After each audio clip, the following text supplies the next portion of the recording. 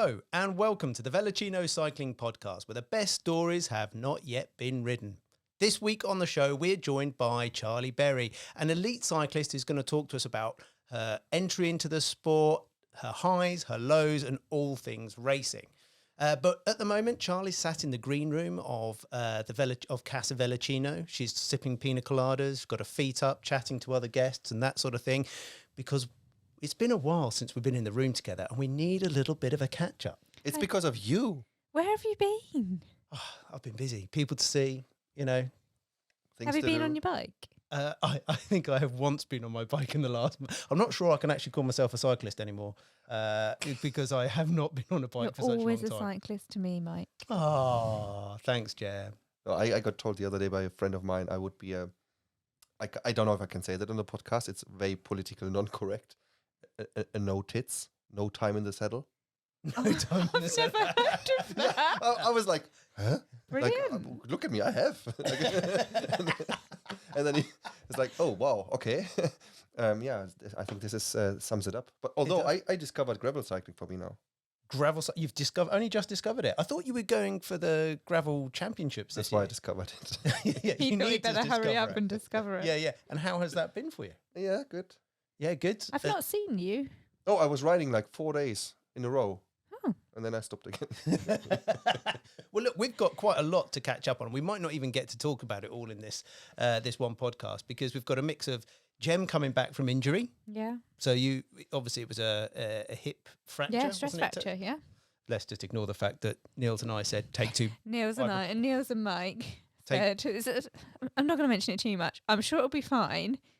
You'll be fine. What's the worst that can happen? Just take two ibuprofen and get on your bike. I think is broadly what we said. So yeah. Isn't it, if it wiggles, use duct tape. If it doesn't wiggle, use WD-40. If it hurts, Enter the worlds. enter the worlds and take excellent. two That's what happened. paracetamol. Yeah. But actually, Anyway. you still got through that. You did a cracking job. But Literally. afterwards turned out it was yeah, you really had cracked. But that you're back from recovery, back, so that yes. was good.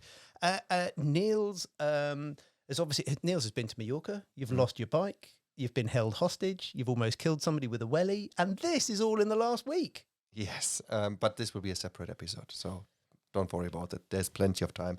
We won't discuss it today because... But hang on, no. We can avoid a lot of it. But I encourage everybody to look at the Veloccino podcast's Instagram page and just check out Niels's ability to throw a welly. Inability to throw a welly. So there's a welly wanging, typical thing for those of you who are outside of the UK. It involves getting a large Wellington boot and throwing it as far as you can. Niels does this. I'm not quite sure. Talk us through it, Niels. Which direction did the welly go? Left rear. Somehow you managed to far out back. The funny bit is like it was on this village fete, and then they spotted my accent, and then they Say fate again. party, and then they asked me like, so which part of the world are you from? I said like from the welly wagging part of the world, and I'm going to win this. So You didn't. yeah, and then it's like, okay, here are 3 attempts. I was like, I only need 1, and I threw it, and I almost killed someone. The bit with it is it's so funny because you can hear Hannah, your lovely wife, filming in the background, and you can hear the hooray, whoa, like in the background, then followed by the hilarious laughter as it disappears over the ice cream van and falls somewhere between an ice cream van and a bouncy castle, almost inevitably, like narrowly missing a child. But did someone actually get hit by it? Yes.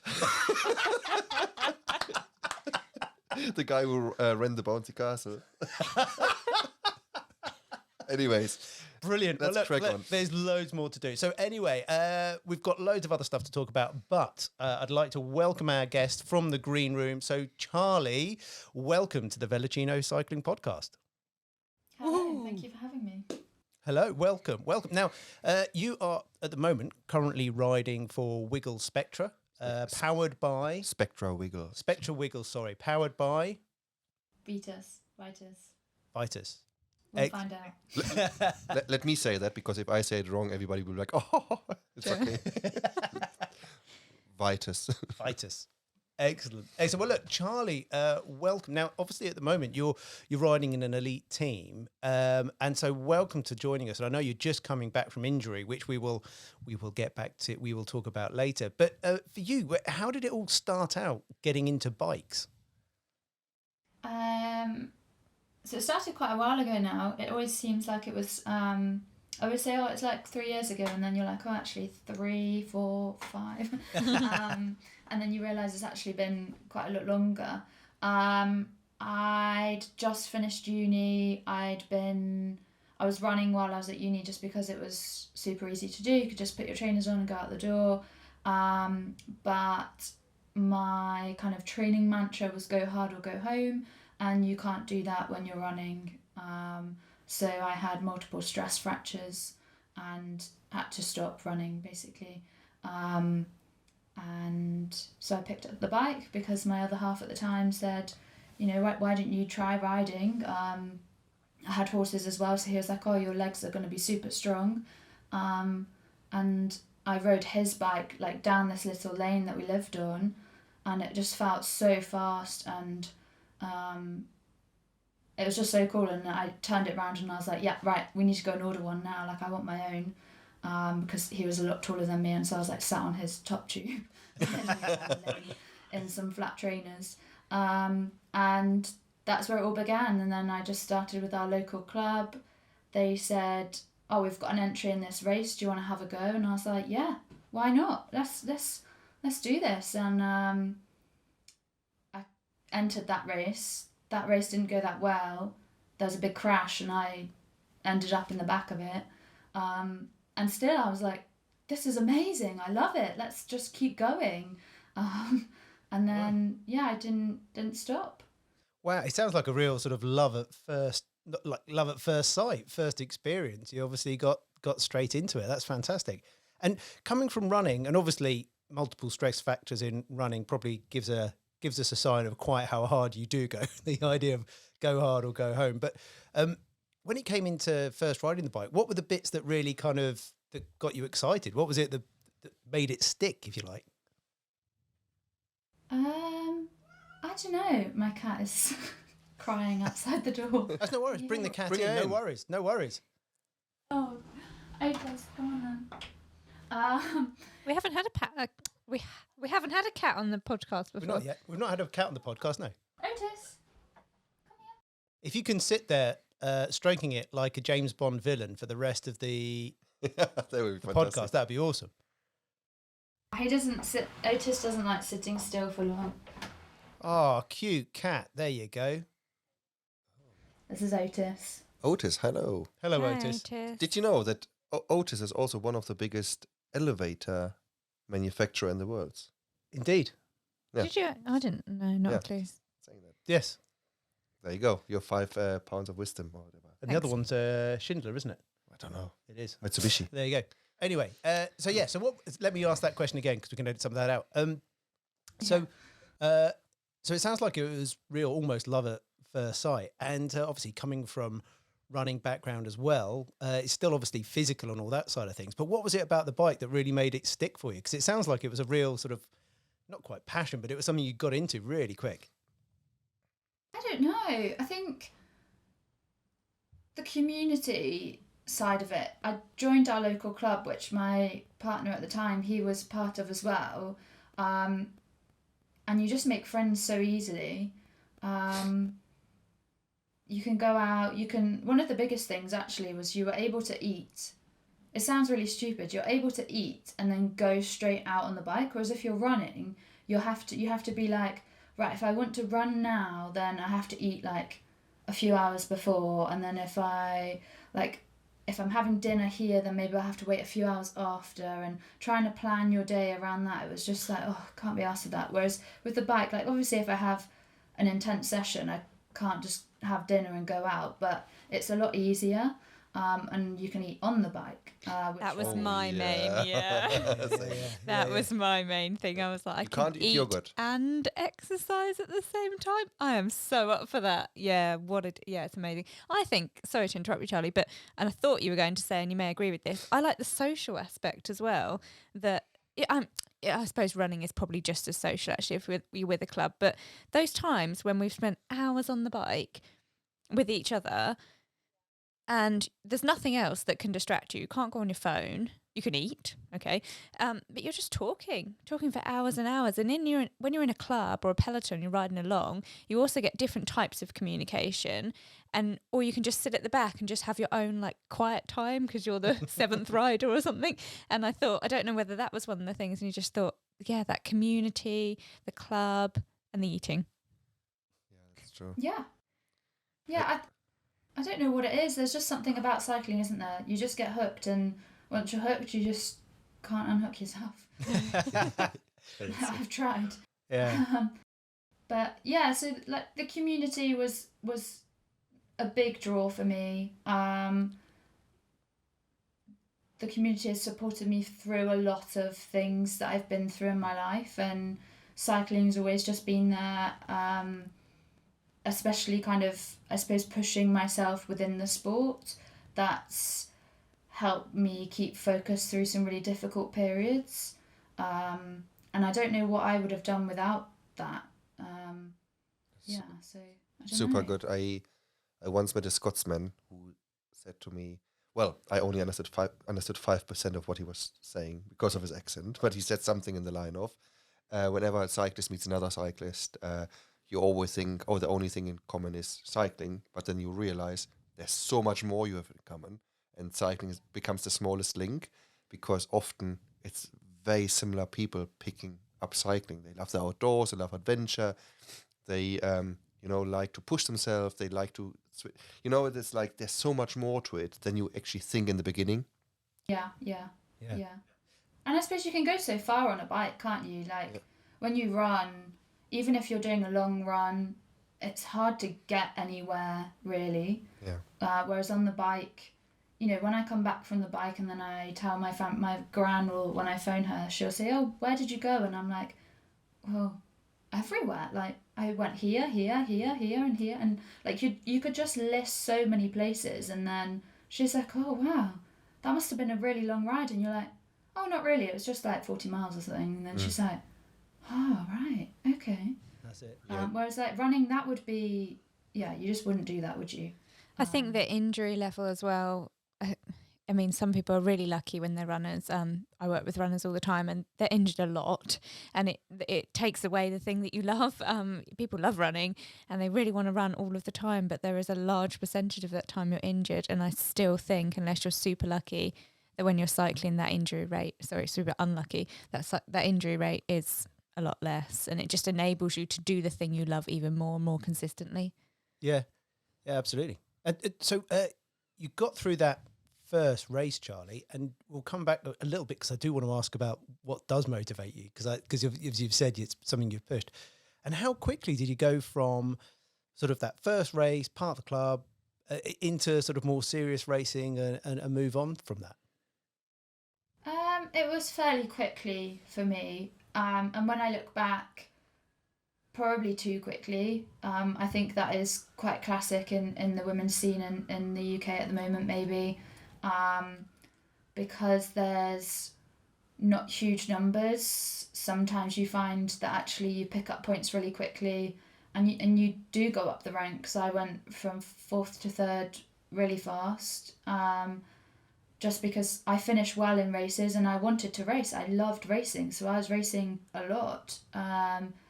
And I applied to be on a kind of UK elite team Velo Performance in 2018 in the December. They had a spot that came available in the December because someone else had to pull out because of an injury. And I jumped at it with both hands and took that opportunity, and then never looked back really. That's great, that acceleration. But you said you wish it hadn't gone quite as quickly, perhaps, and you said some people it's gone through. What do you think it is that people are missing out on? Because we have heard this before actually from another brilliant cyclist. But what do you think it is that people are, particularly as you've just said, you highlighted it's women moving through the sport quite quickly because of the smaller field. But what is it you think you missed out on that you wish you'd had before you got to this level then? I think you miss out on learning a lot of things in a safe environment. I went to national races, and although maybe I was deemed fit enough, etc., to be there, actually my skill set and my knowledge around everything could have maybe done with a bit of easier racing. And it was fine because actually I thrived in being thrown in the deep end, as a lot of us do. But I think now, looking at a lot of other girls and knowing what I know, kind of being a few steps ahead of them, you see it all the time with girls coming through, and you think, oh, that was such a similar situation to me.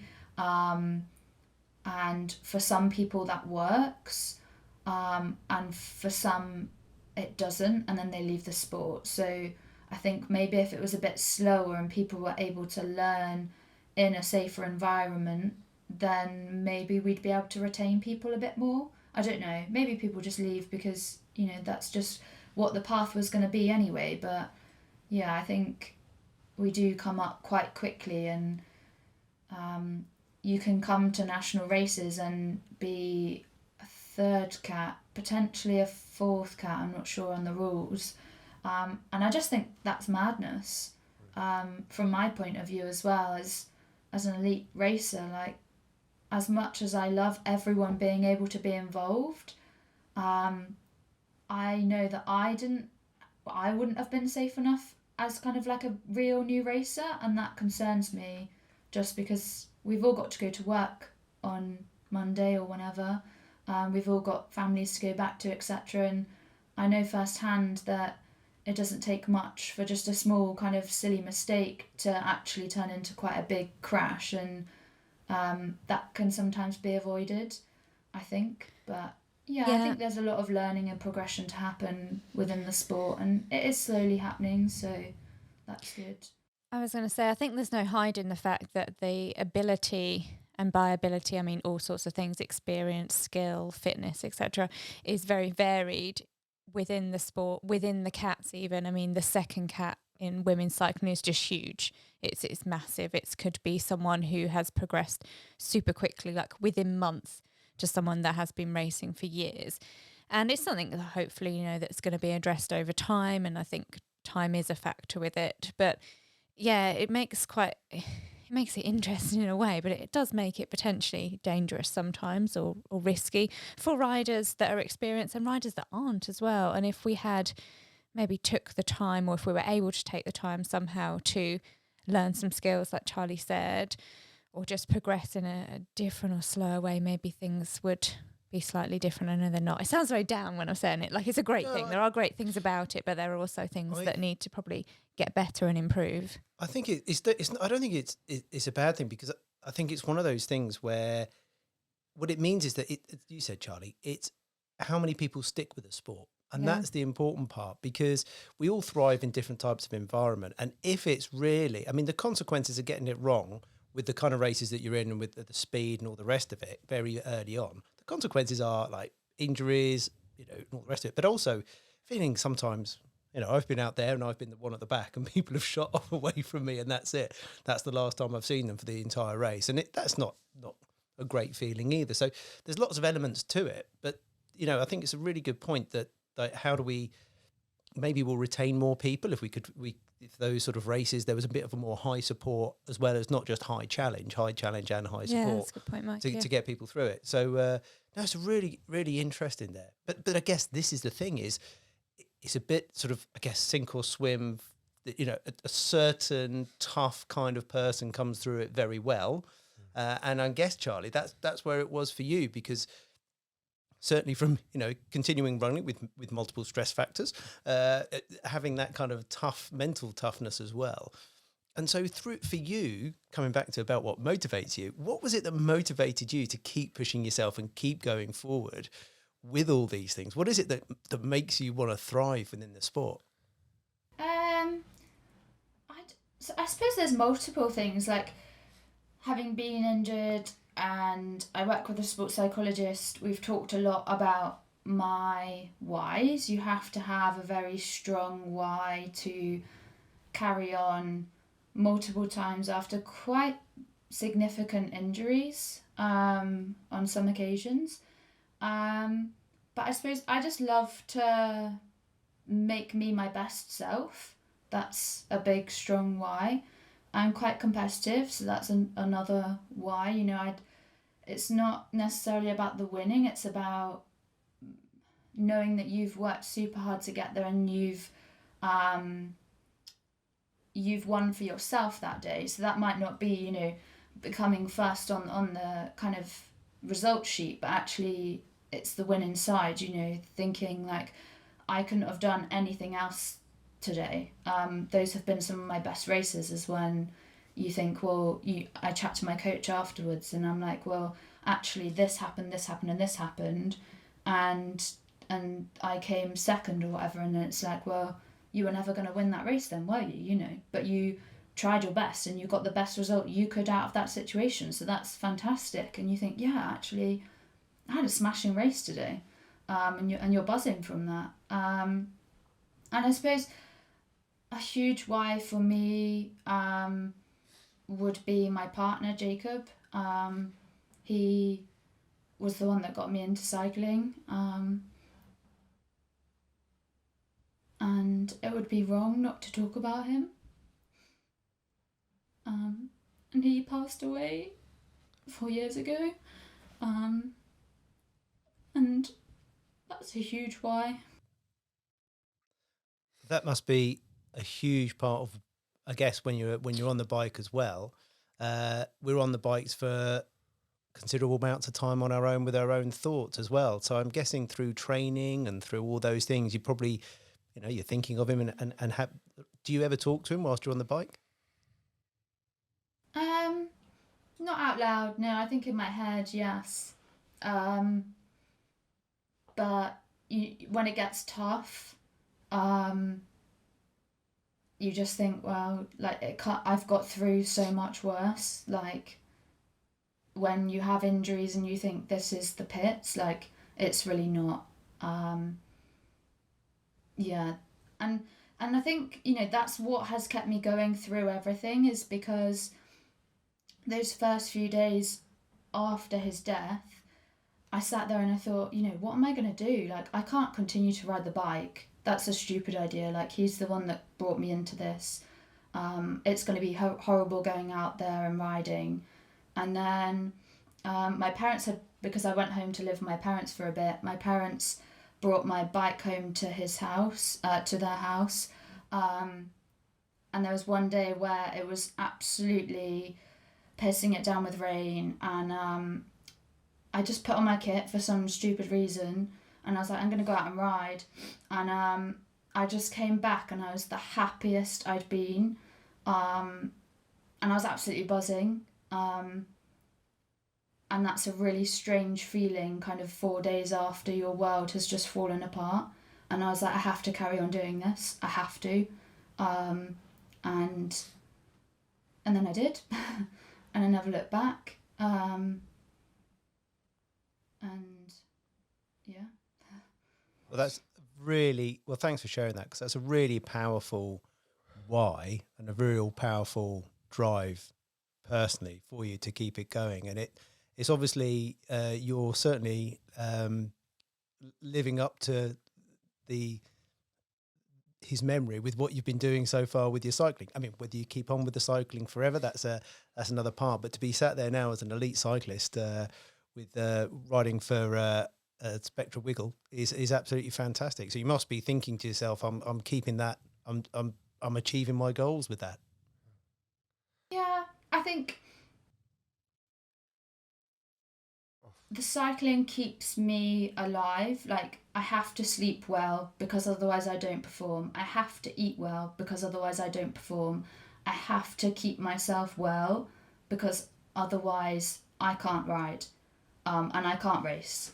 So that's been one of the main things that has kept me going. And that's why I don't know why or where I'd be without cycling and the community and racing, because all of those days when I've thought, oh, I can't be asked to cook tea, I can't be asked to do this anymore, and it's been hard, then you think, oh, well, actually, I want to ride my bike and I want to race and I want to be my best self. And if I don't do all of those things, then that's not going to happen. And that's what keeps me going. So it's kind of like I owe something back to the sport as well. But yeah. I think for all of us, we're part of cycling or any sport really is we're so used to and entwined in that structure of it, and it helps us in loads of different ways.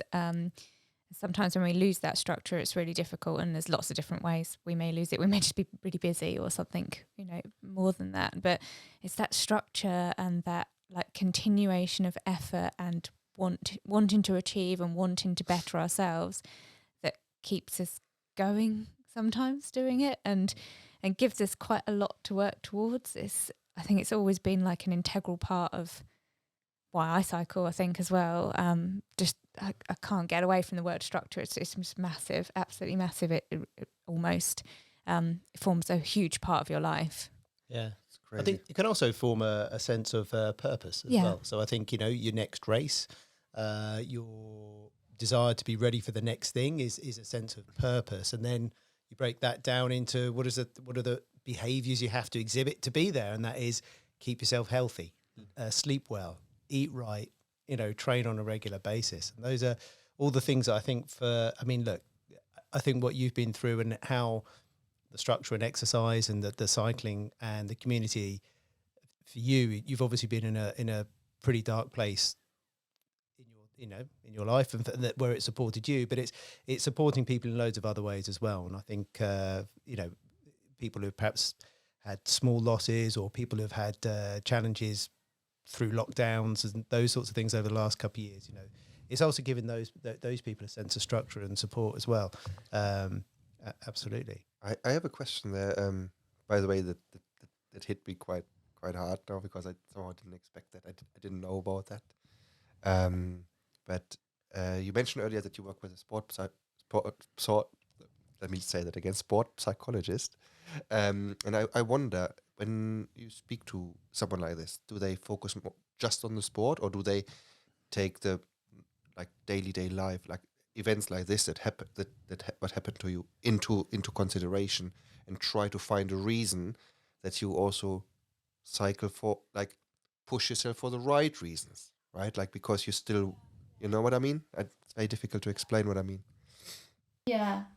So I've been working with Steve, my sports psychologist, for just over 18 months now. So Jay died 4.5 years ago. So there was a period in between when I had other therapies, but I wasn't working with a sports psychologist. So Steve is very clear in the fact that he cannot cover, it's out of his remit to cover something that is kind of not sport related. However, I can discuss whatever I want with him, and we do discuss a lot. He knows probably the most about me, kind of mentally than anyone. That's where it gets to when you have that relationship with that kind of professional. And he wouldn't ever kind of say, oh no, well we can't discuss that, but he would say, he's not had to say it, but he would say, and I know there's professional boundaries that he'd have to say, well, actually, I can't help you with that because I'm a sports psychologist and I'm not a psychologist to do with trauma or whatever it may be at that point. I've been fairly lucky in that I've had a lot of other therapies and help from the NHS and other kind of charities and places throughout the kind of 4 years. So in a kind of way, that's been one of the positives about the situation, is that you kind of learn a lot about yourself and do a lot of maybe self progression and kind of learning and growth in that way. There's quite a lot of research done about kind of post-traumatic growth, and that's, I suppose, one of the positives that a lot of people can pull from such situations. But yeah, so me and Steve talk a lot about different things, but not, specifically around that. And talking about sort of, as you said, I mentioned about the from this place can come growth and can come sort of focus and some positivity about where you go. In the last couple of years, your cycling and your achievements on the track and in various places have been superb. But I remember reading just an article about you, but you really do see yourself as a great team support player within a team, not necessarily always being the first across the line. I mean, obviously you are in various other races, but actually being a support part of that team. And just wondering, how much does just being part of the team, drive you as well? Because of course you've got your own goals, but how about the team goals and that sort of growth as a team and that positivity? How does that play for you as a cyclist? Yeah, I love working as a team member. I think there's nothing better. I can't win every race. That's not going to happen. Some races don't suit you, and sometimes you're not the best rider or whatever. It's your situational. If you keep firing riders up the road, perhaps you've just gone and you've burnt all your matches, but the next rider your team sends up the road, that one sticks or whatever. But there's nothing better than crossing that finish line, knowing as a team you've put your all in. There's just a great feeling working within a team. It's just like an indescribable feeling, that kind of communication that you have with your teammates when you're not verbalizing anything. You kind of just look at each other and you know what each other are thinking, and you just do whatever's needed at that point. Or sometimes I suppose there is verbalizing. You go to the back of the peloton, you check each other. You're like, oh, what are you doing back here? Like, are you all right? Do you need some help? Like, what's going on? Like in Tour Series just a few weeks ago, coming through corners and stuff and seeing Sam and being like, oh, you're right, mate. She's like, oh, I'm really struggling. And I'm right, come on, like, we can do this. And then you see her 5 seconds later and she's in front of you and you're like, oh yeah, like if she can do it, I can do it. I don't know, there's just something about teamwork, isn't there? A lot of people think that cycling isn't a team sport, but it is hugely. There's something really bonding about when you've gone through a really grim race or it's really hurt and you get to the end and you're all buzzing or not buzzing, and you just kind of bond in that moment, usually in like some dodgy hotel, like a Travelodge somewhere in like Sunderland, and you're bonding over the whole experience, how rubbish the hotel is, or it's the whole thing, isn't it? It's the whole package. That's why we all love it, and that's why we all travel the UK warming up in car parks. That's for some reason that's sold to us. You're really letting on into the glamour of yeah. I was going to say, a Travelodge in a car park. Brilliant. This is or like the car park of a Travelodge. Yeah, even better. But that's it. I mean, I think that team element is obviously, you can just see actually just the smile on your face when you're talking about the team and the way your eyes light up. You can see it's a really big driver for you as well. Sorry, Gemma. No, I was going to say it's slightly self-indulgent actually. The girls sent in slightly self-indulgent actually. The girls in the team this week sent me just this video of us. Like, it must have been like a couple of years ago now, and I'm eating one of these rice balls that I've made badly as well. And it's Sam, actually, she's videoing me, and I've obviously got this rice ball and it's not of the best consistency, and we're going along, quite some speed, we're just cycling along, it's a lovely day, and I'm trying to get this in my mouth. She's like, come on, Gem, eat it. You can hear Becky at the back shouting like, oh, I've got a salmon sandwich today. I'm saying to Melinda at the front, don't make any sudden moves, I'm trying to get this in my mouth, and just this video of all of us just trucking along. with all of this stuff going on and laughing with each other.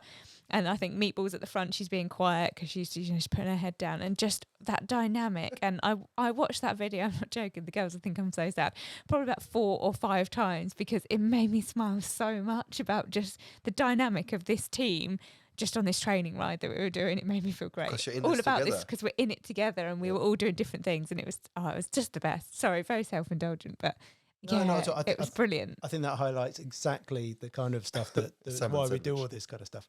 I mean, the idea of me and Sorry, I just had sushi. It the was idea of Becky. She said, "Oh, that's all I had. You know, I only had some totes and bread in the freezer, and and this smoked salmon. So that's all I've got to eat today." Awesome. Also, just so you know, Charlie, if you've ever ridden with Jem, Jem's ability to eat on the bike is legendary. She pretty much gets a 4-course meal out in front of her, pork chops, bags of chips, baked beans, anything. She'll just eat the whole lot. That was your nickname, right? For a long time. Pork Yeah, chops. it was. Pork chop, Yeah. Yeah. Anyway, but so Charlie, so with the current team, what is your focus as a team at the moment? Then? What races are you aiming for? What are your kind of targets for this year? Is it because am I right in saying there's a bit more gravel and crit racing and that kind of stuff this year for you? 1 second. I just want to move in there because I think actually Charlie's racing for 2 teams, really. Because there's one in the real world and one in the e-world. Correct? Correct. Yeah. Yeah. I have 2 teams. I'm lucky that Mike's they in both shock. let me ride. It's good. Yeah. Yeah, That's a good thing. So that would be Spectra Wiggle for the real world. And as far as I know, it's like multidisciplinary. They come from a cyclocross background, and I'm moving now also towards crit this season and also gravel racing. Mm-hmm. However, you also do time trialing, because I know for a fact that you were top 10 at the national champs in 2021. And also... I ride time trials under Spectra as well. And then I ride on Zwift for the Rocacorba Collective. And that makes me so excited. Well, the 2 teams come. We've had a lot of Zwift chats between us. If our listeners have heard to previous podcasts, obviously lockdown, it was a bigger thing for us, and it still is. We've had a lot of discussions about Zwift and esports, and it's one of our favourite topics, I think. Oh, yeah. So, listeners, if you want to hit snooze now, just fast forward for about 20 minutes because we're going to bore you stupid love about it. how much we love it. No, I'm joking, of course. So, Charlie, when you've split and you've got the 2 teams and all those things, how do you set yourself then some goals? Because you've probably got some team goals with one team and some individual goals of your own, and then you've got 2 different teams. How does that work for you to kind of manage all that? It's worked really well for me. I sat down with my coach when Zwift started getting a bit more serious for me, and said, this is actually quite a big opportunity, and I need to be targeting it instead of kind of racing through it so much, because that's how we'd started. And he agreed. I think when we both first went into it, neither of us were aware of how big Zwift was and how big it was getting, and what an opportunity that would be for me. And then we just sat down, looked at kind of dates and things with the road and for Zwift, and then actually it works out okay. And I have my targets for the year, and that's that, I suppose. I'll be there for whatever the team need as well.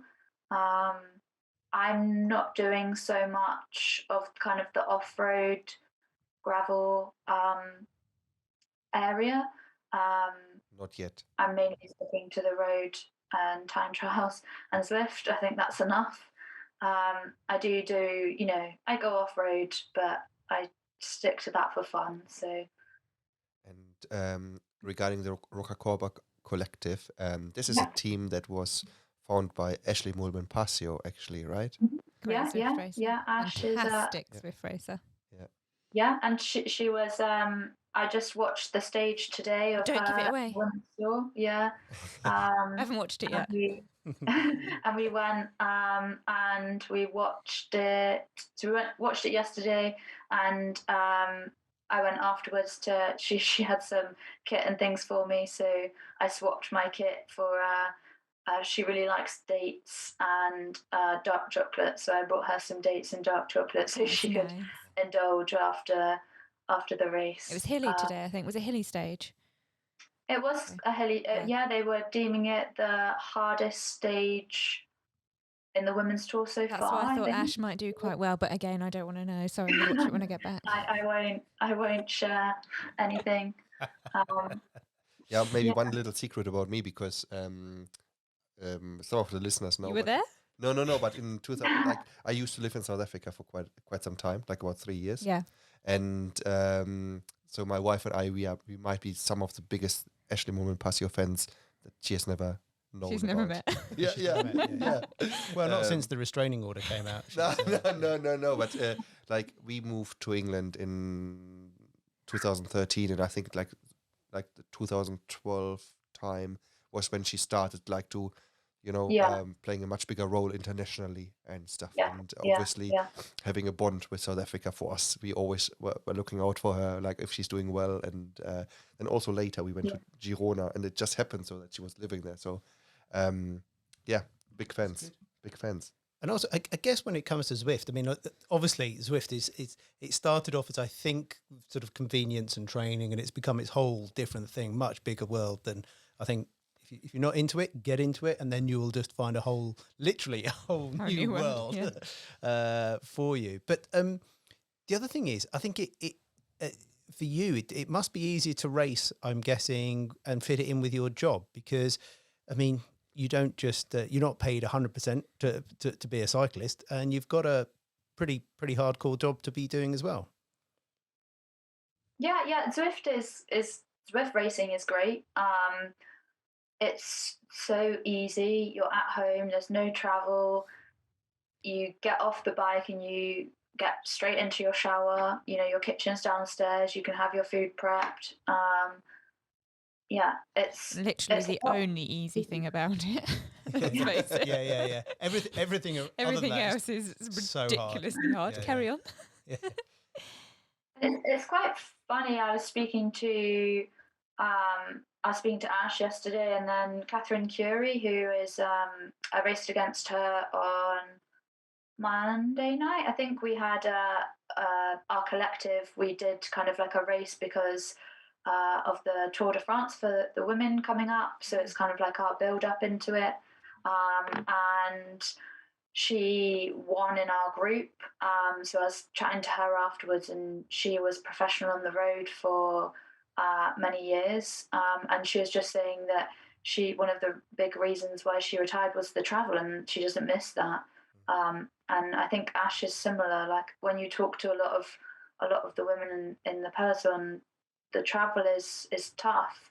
And I mean, we find it tough in the UK, and we're just traveling kind of 5 hours up north. They're traveling 5 hours and then more across countries all the time, all year round.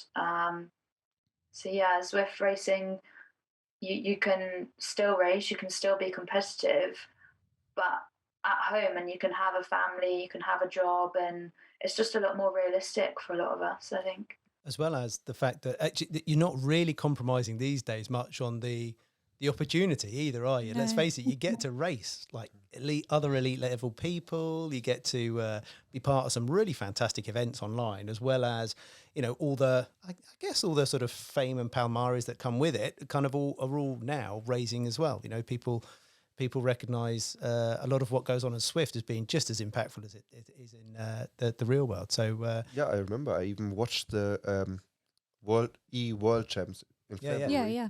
While I was in Mallorca, we were watching it live. And I mean, if you would have told me that 4 years ago, you would watch little avatars. Yeah, it's like It's crazy. I would never do that. It's mental. But it was really good. I really enjoyed it, actually, watching. Yeah. It's fantastic. Yeah. Mike and I have, well, our viewers may know as well, Mike and I commentated on We this. have. Oh, it was the longest Zwift race ever. I mean, you've never It's on our heard. YouTube channel still. Yeah, by the way. You can was, find it. weren't we on there for like 2 hours or something? I tell you what, if you thought it was long for us, I think it was long for anyone else who was listening. Listening to because it was bad. No, we did. I think we It was did all great. right. We Yeah, did it all was right. It great. was really good fun, and there were some great characters in the group that were there as well. The only thing was the point, not in that particular race. I think it was another one we were commentating on, where the feed was lost towards the end, and so we just had to make it up. I think we were. We were making it up. Yeah. We were Yeah. definitely. I think I genuinely said, "Oh, here comes Piccolo Panini." He's coming up, and then followed by. I think we were making names up, but it was good fun. People knew we were. Piccolo joking. Panini. Well, I needed this an your- Italian. Yeah, I needed an Italian sounding. I thought Piccolo Panini. That sounds like an Italian That cyclist. means the little Little bread. bread. Little bread. Yeah, exactly. Yeah. Anyway. So, look, you've got a mix of all these different things, Charliiy. So how do you fit all that training? Because you're a physiotherapist, is that right? Yeah. So how do you fit all the training around also being a physio and those sorts of things? Particularly, we've got 2 teams, different disciplines, racing. How does it all fit for you? How do you sort of balance all of that? It's a constant juggling act. One that I continue to try and find the balance for. Have not yet quite found that balance.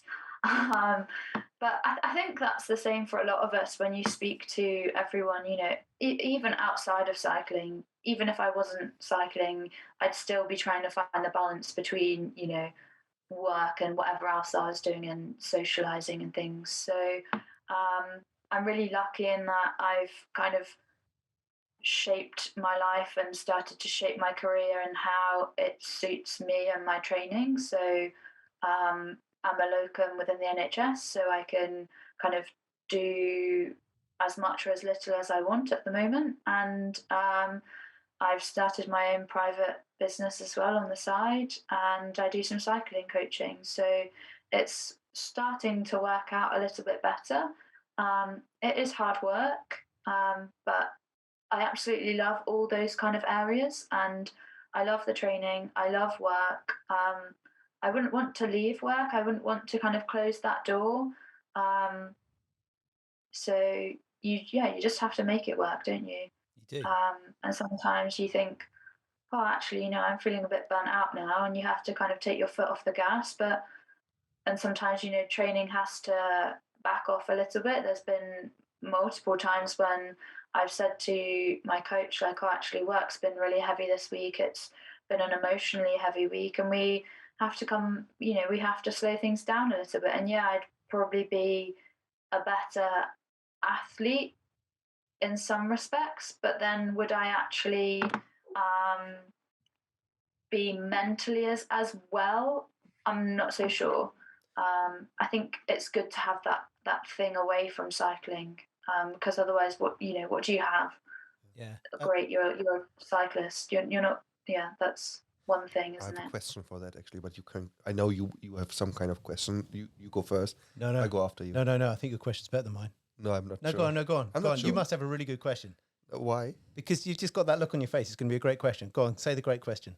That smile on my face. I don't want. Okay. Anyways, I wonder if so you're a physio, and you spoke about injuries quite a lot.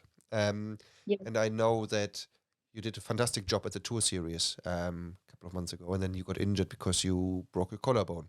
And my Yeah. question would be, if you're an injured athlete, but at the same time you're a physio, is this a good thing or is this a bad thing?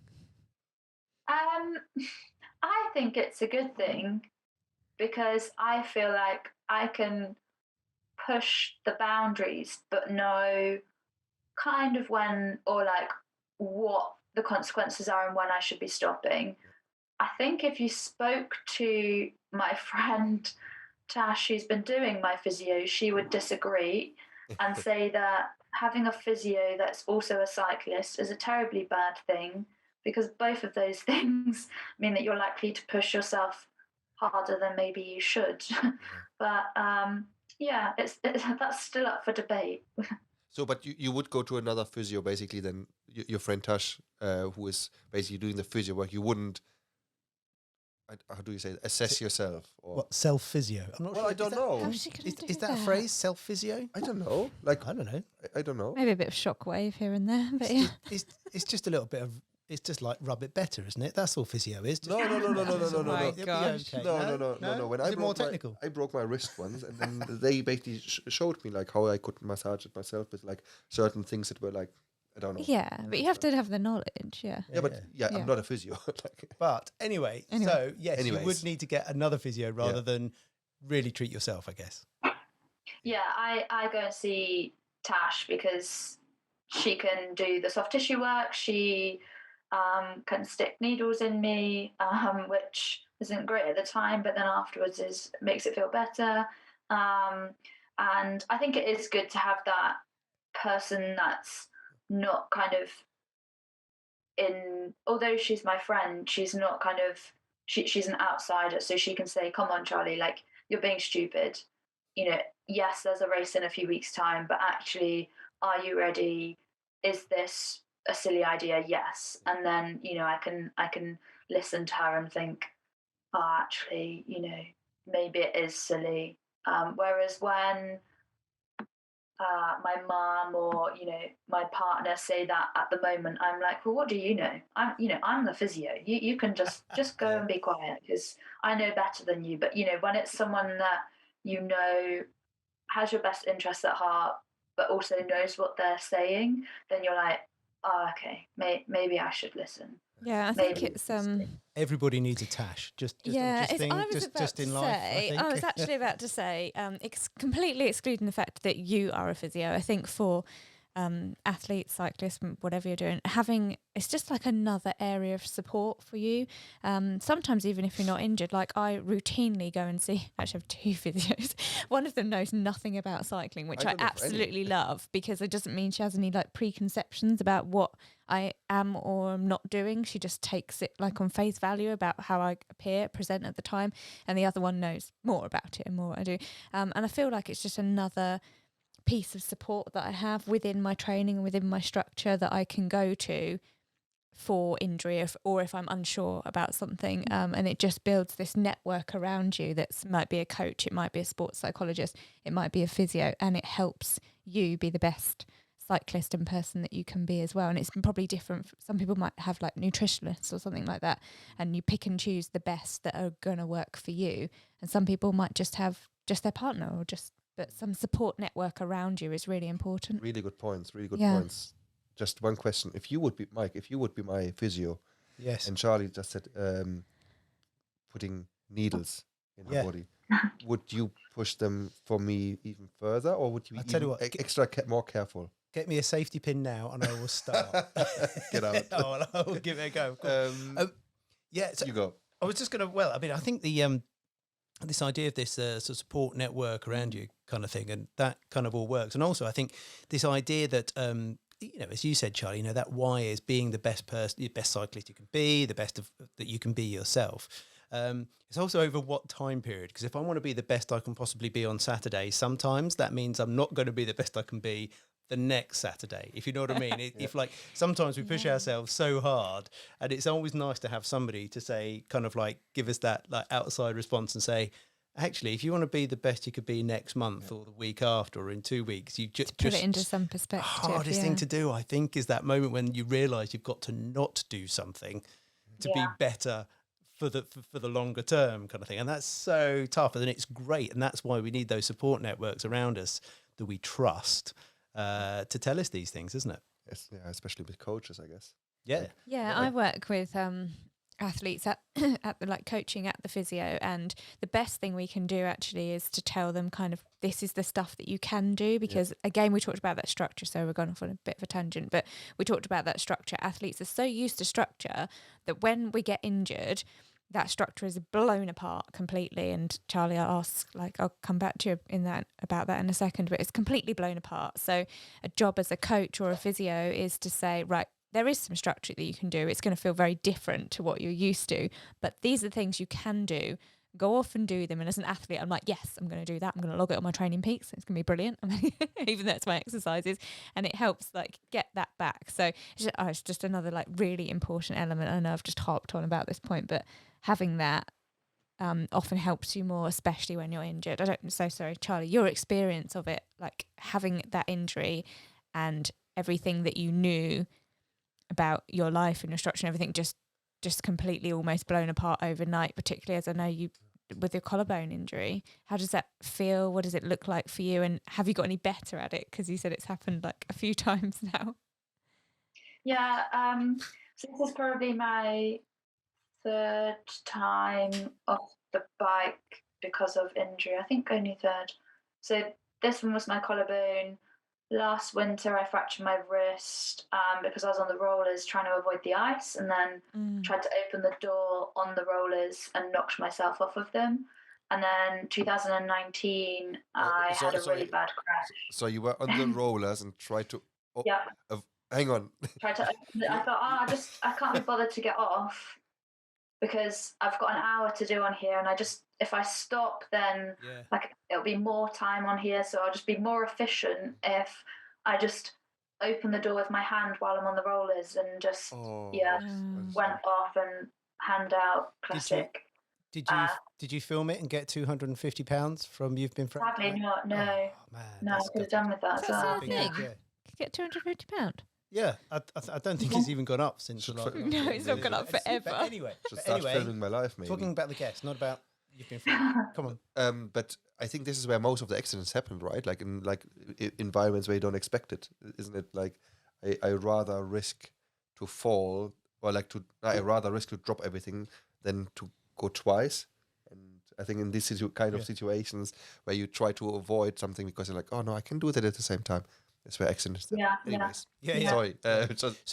So coming back to the question, I mean, how do you replace your normal structure when you're injured? What do you do?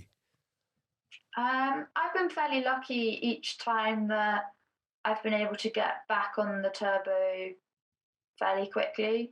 So 2019, I had a crash in Ireland. I was in hospital in Ireland for a bit, so I wasn't on the turbo then. But the day after I got back, I was back on the turbo. This time, I had a couple of days off. That was mainly just because I was travelling back down south, and then the day after I was home, I was back on the turbo. Strapped up, obviously, not weight bearing, but just sitting on the turbo and knowing that I could just turn my legs. It was almost like a box ticked. Like, it sounds so stupid, but just thinking like, oh, I can pedal still. That's fine. And then that box was ticked, and I just sat on there for like 5 minutes, and then the next day, just a little bit longer and a little bit longer, and then gradually just thinking like, right, if we flip the bars over, like, can I hold on with my hands, and just each day kind of really gently keep pushing the boundaries, and seeing where I can get realistically. And some days you have to take a day off because it's really sore and it's really pants, but then you do that anyway in training. You'd think, oh, my legs are really crap today, that these efforts aren't going to happen, so that's that. Like, it's the same thing. So I suppose for me, I just replace that time with keep that same structure, keep doing what I can, and it's thinking like, what can I do? And actually, you're really lucky to be in that position that you can do something. And I think that's one of the things that we do as physios. And that's I think when I was a student, one of my patients that I'd been working with said, I just absolutely love physios. He was paralysed. And I was like, oh, right, okay. And he was like, but you tell me what I can do. Everyone else, that the doctors say, oh, you're never going to walk again, you're not going to do this, and tell me all the things that I'm not going to be able to do, or all the things that I can't do now. But as a physio, you say, all right, well, yeah, you might not be able to walk like you used to, but actually now we're going to get you out, and this is what we're going to do instead. And kind of redirecting everything. And it's the same all the time when people come and see me and they say, I can't go out for a run like I used to. And then you say, oh, right, well, can you go for a walk? Can you cycle? How else can you do that thing that you love, but in a different way? So I suppose I just do the same with myself. If I couldn't be on the bike, then I'd go for a walk. Just change it slightly. It's really good. Because I think the default for most people is like, okay, I'm injured, I can't do anything, right? Like for a lot of people. I was What makes the going around difference. Wendover Woods, my crutches. I was like, I think I can do 40 minutes. Oh, that's it. When you can do one-legged on that, One-legged on on a borrowed mountain bike. Yes, yeah, that's what I was So doing. you could get out with the dog. I remember that. That was yeah. I never actually bumped into you whilst you were doing it though. I never got to watch the one-legged. I think what happened is the consultant said you can cycle, and the physio phoned the consultant and was like, I don't think you know what sort of cycling she does. That's a no, it's not going to happen. Yeah. So he vetoed it like quite quickly. Yeah, exactly. Well, look, you managed to. At the moment, we were chatting just before we started, and you were saying, the collarbones. You've just been signed off from Fracture Clinic today. You haven't got perfect mobility, but I guess this is right. I'm on to the next stage, and I guess for you, what does the future look like? I mean, not just the immediate future, of course. You've got this with Spectra Wiggle. You've got the stuff with Zwift. Cycling, you've set up your own business now, so you can, you pick and choose, balance a little bit. What's next for you? What's your sort of your longer term sort of thoughts and on the future for cycling with you?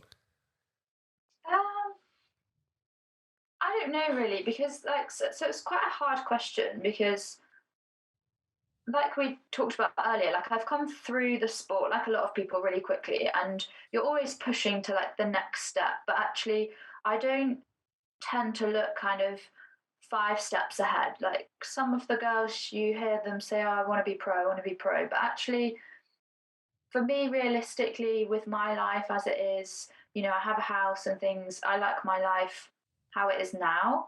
And to be pro, I would have to I wouldn't be able to live in my house, and I have nowhere else to live, so that's kind of a big no. So looking into the future, it's always just kind of like this season. For me, I don't kind of look too far in advance, and obviously now my season's going to look different than how I'd planned it. We've got nationals in the UK in 2 weeks' time. I'm hoping to be back at least for the TT. How I get around that, we'll see. It's only 13 miles, it's flat, so I've been riding kind of down on my arms, on the bars, on the turbos, so it's all looking good at the moment for that. And then I've entered the crit and the road race, so that if I am feeling good, then we can get back into that. If I'm not, then we just park it and we move on. And then we've got the rest of the season. We've got a few more crits. We've got Otley, Barnsley, and then the bigger road races. So the biggest ones for me are probably going to be things like Stockton, which is coming up, and then the one at the end of the year is Curlew. And then filling in between that, hopefully some trips to Belgium, just because nothing beats racing in Belgium. And then with Zwift, our next Zwift league isn't until kind of September time, but we've got other plans going on behind the scenes. So we'll see what happens there as well. So cool. And I think the nationals, that will be like 1 week of like packed every day is another race or something, right? Like, wasn't it last year that they separated it? They had like time trial at some date and then road racing at the other time, and now it's all in 1 week. Yeah. So they're using the same format this time round as they used in Lincoln. So the TT is on the Thursday, the crit is on the Friday, and then the road race is on the Sunday. So for someone like me coming in off the back of an injury, that's not the best, because obviously I might not be up to the kind of back-to-back racing. But if I was fit and well, actually, the TT is a good leg opener for the crit. That works well. If you were actually going for the road race, would you actually potentially do all of that in one weekend? Probably not, but there's no way I'm going anywhere near that. So it's, for me, it's just getting the experience racing alongside people that I look up to and race. You learn so much from just riding alongside that sort of rider. It's an experience we don't often get in the UK to ride alongside, UCI professional riders like Pfeiffer and Anna Shackley and I don't know who else is coming back. It's a massive opportunity for us. So good. I think there's 170 women signed up for the road race alone. I checked yesterday on what's the Facebook page, Velo UK or something. Yeah, it's a big field. Yeah. My God, that's massive. And the crit is a big field. Yeah, and I think, but look, that's great, right? Compared to It's in Scotland, by the way. Maybe we should do another road trip and sleep in the van together. Oh yeah, my the van is so cool. Yeah, definitely doing that. I mean, if there's some racing as well, that's awesome. That would be cool. But yeah, so look, it sounds like that set of goals for this season and getting back into it is a pretty good set of goals, isn't it, for you to have and that focus all the way through the year. So that's going to be really, really exciting. Now, look, in terms of it's been brilliant. Thank you so much for your time today. But when we talk to all of the athletes that we speak to, there's always this point where they recognize they don't just do these things on their own, and there's sort of like a team around them. So just wanted to check in with you. Over the years, are there, looking at your sponsors as well, are there any sort of thank yous and support that you've had that you really wanted to share with us that you've had through this journey? There's so many people that we have time. When you think about your support team, there's so many different people over the years that have helped. I made a little list and then it kept going and going and going, and I was like, oh dear, that the whole podcast is just going to be taken up with me saying thank you. But yeah, I suppose it starts with your kind of inner circle, doesn't it? My partner Felix, he's there for everything from the girls at Rocacorba joke because in one of the live streams for the Premier League, he's there spraying me with a water bottle and a walker. That's like, did you see the sub 8 hour Ironman effort where the guy was with the sprayer just cycling around? Okay, you need to watch it. It's really good. Need to see that. He's got like a garden sprayer and he's spraying the guy pretty much the whole way around with this garden sprayer. Really? Yeah, and in the rules you can only go within so you can go within like 5 meters, but every 5 minutes or something. So he has to keep going for it. Anyway, I must send it to you. It's brilliant. Sorry, Charlie, to interrupt, but yeah, really similar. So the garden sprayer. Yeah, I think he actually watched me, and he's I think Felix, he got influenced by Felix. By Felix spraying me on. Yeah, I was talking about that when we were watching it. It's funny actually. Did you actually enjoy that being sprayed on, or did you just like keep on doing it? Like, no, I have to spray you. I think just as the camera was like going to another rider, I think he'd been spraying me, and then I was like, "That's enough." I'm soaking. They'd moved off at that point. Bless him. He puts up with a lot, especially when you're Zwift racing. You're like 1 minute you want one thing, and then the next minute you want something else, and it's not the best. Peter, my coach, he's great. He puts up with a lot as well. Me phoning saying, oh, things have gone wrong, I've crashed again, and this and that. Steve, my sports psychologist, he's there for everything. We've worked really hard on my head and getting me back mentally, the best I've ever been mentally this year in Tour Series. Mentally and physically, I was going so well. And we will get back there again, hopefully, sometime soon. And then it's just my two teams. Everything wouldn't be possible without them and all of our sponsors. But there's so many people to thank. It goes back to kind of like, the community that we talked about at the beginning. All of the people that used to go out on rides with me back in the beginning, if it wasn't for them, then I wouldn't be here where I am now. So all the local clubs and just everyone that's been a part of the journey to get you where you are, they all deserve a thank you. But like, I suppose everyone just doesn't get that because there's so many people to thank that it just gets a bit ridiculous. Brilliant. Well, look, thank you very much as well, because I think, look, through this interview, you shared some really deep things for us with us, which so thank you, and also particularly giving us an insight into that balance of the performance, as well as keeping jobs going, as well as what drives you, as well as some of the highs and some of the lows. So it's been absolutely fabulous speaking to you today. So thank you so much, Charliiy. And thank you. So I think a round of applause to Charliiy for saying thank you very much. Thank you, Charliiy. Superb. Oh, we have a button usually, but I don't know which Oh, one. yeah, there's an applause. You can edit the applause back in. And like when the bit where we're clapping, it'll just sound really good. Sound much better. I will do that, yeah.